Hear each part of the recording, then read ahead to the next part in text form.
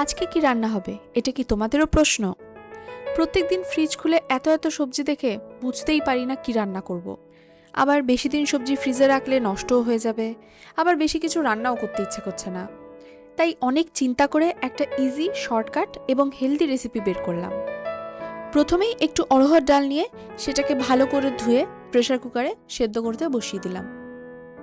এরপরে গাজরটাকে একটু বড় বড় করে কেটে ওর সাথে একটু শিম, একটু বিনস, একটু ফুলকপি আর একটু কুমড়ো দিয়ে দিলাম। এটার সাথে মটরশুঁটিও খুব ভালো লাগে, কিন্তু আমি আর দিইনি। সবজি কাটতে কাটতে ডালটাও এদিকে সেদ্ধ হয়ে গেল। আমি 3টে সিটি দিয়েছি। উফ, আমি তো হাঁপিয়ে গেলাম সবজি কাটতে কাটতে। যাক, আর বেশি কিছু বাকি নেই। এরপরে সেই সেদ্ধ ডালটাকে প্রেসার কুকারে দিয়ে তার সাথে সবজিগুলোকে দিয়ে হাই ফ্লেমে 2টো সিটি মেরে নিতে হবে।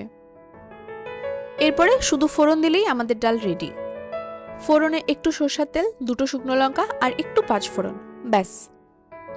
এরপরে সেই সেদ্ধ ডাল আর সবজিটাকে দিয়ে কিছুক্ষণ ফুটতে দিয়ে ব্যাস নামিয়ে নাও।